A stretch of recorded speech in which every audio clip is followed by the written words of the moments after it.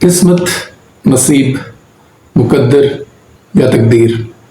सुनने में महज ये चार लफ्ज़ हैं, लेकिन किसी भी इंसान की ज़िंदगी में, किसी भी इंसान की कामयाबी और नाकामी में इन चार लफ्ज़ों का बड़ा लंबा चौड़ा अमल दखल होता है। एक रिसर्च के मुताबिक इन चार लफ्ज़ों के ऊपर बिलीव करने वाले लोगों की तादाद 70% से भी ज़्यादा है। एक दूसरी रिसर्च के मुताबिक इस तादाद में और भी इजाफा होने लगता है जैसे जैसे दुनिया में नाकाम होने वाले लोगों की तादाद बढ़ती है।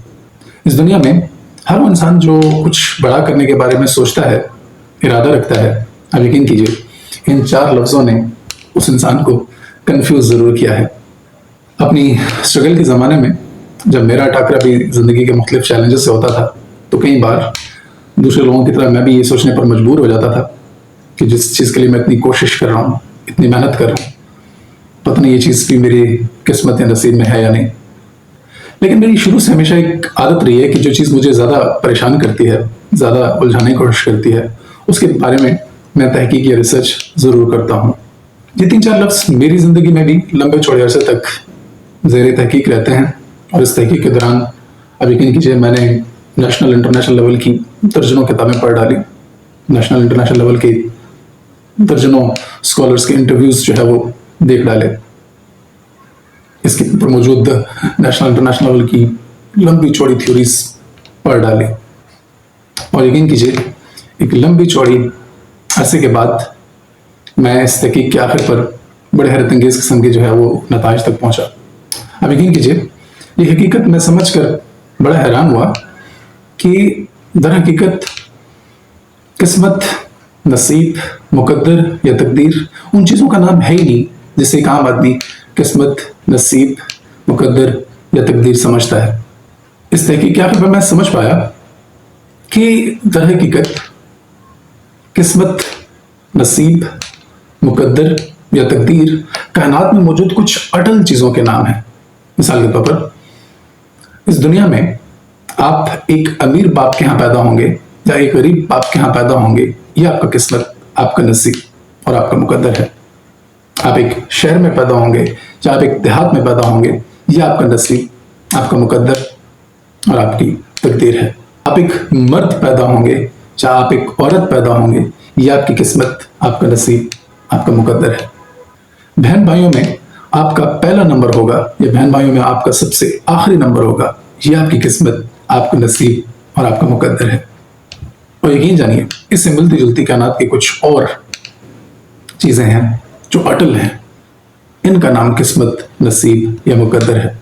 इसके अलावा कायनात में जितनी भी चीज़ें हैं सब का ताल्लुक आपकी चॉइस के साथ है। All this things are but choice. ये आपकी किस्मत, नसीब या मुकद्दर नहीं है। मिसाल के तौर पर आप डॉक्टर बनेंगे या आप एक इंजीनियर बनेंगे, ये आपकी चॉइस है। ये आपकी किस्मत, आपका नसीब या आपका मुकद्दर नहीं है।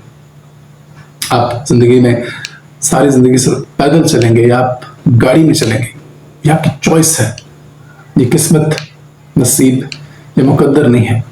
आप अच्छाई के रास्ते पे चलेंगे या बुराई के रास्ते पे चलेंगे, ये आपकी चॉइस है। ये आपका किस्मत, नसीब या मुकद्दर नहीं है। और याद रहे जहां चॉइस होती है वहां कीमत जरूर होती है, और सारा फंडा इस दुनिया में कीमत का ही है। कीमत का मतलब सिर्फ पैसा नहीं होता। कीमत बाज़फ़ा मेहनत की सूरत में भी होती है जो अदा करनी पड़ती है।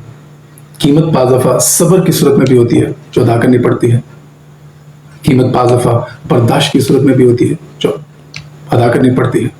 कीमत बाज़फ़ा किसी चीज़ के इंतज़ार में भी होती है, इंतज़ार की सूरत में भी हो सकती है जो अदा करनी पड़ती है। कीमत बाज़फ़ा बाकिरदार होना भी किसी चीज़ की कीमत होती है। किसी चीज़ के लिए बाइखलाक होना भी किसी चीज़ की कीमत होती है। यही वजह है कि अपने इर्द गिर्द जब भी हम किसी अपने से बेहतर इंसान को देखते हैं तो हमें लगता है कि शायद उसकी किस्मत, उसका नसीब या उसका मुकद्दर हमसे बेहतर है। दर हकीकत उस इंसान ने उसकी कीमत अदा की होती है। और जब भी अपनी ज़िंदगी में हम अपने से किसी माठे इंसान को देखते हैं, बाज़ार हमें लगता है कि शायद उसकी किस्मत, नसीब या मुकद्दर इतना अच्छा नहीं है। दर हकीकत उस इंसान ने इन तमाम चीज़ों की कीमत अदा नहीं की होती। उम्मीद करता हूँ मेरी इस छोटी सी कोशिश से मेरे इन टूटे फूटे अल्फाज से आपके इल्म में इजाफा ज़रूर हुआ होगा। थैंक यू वेरी मच, बहुत शुक्रिया।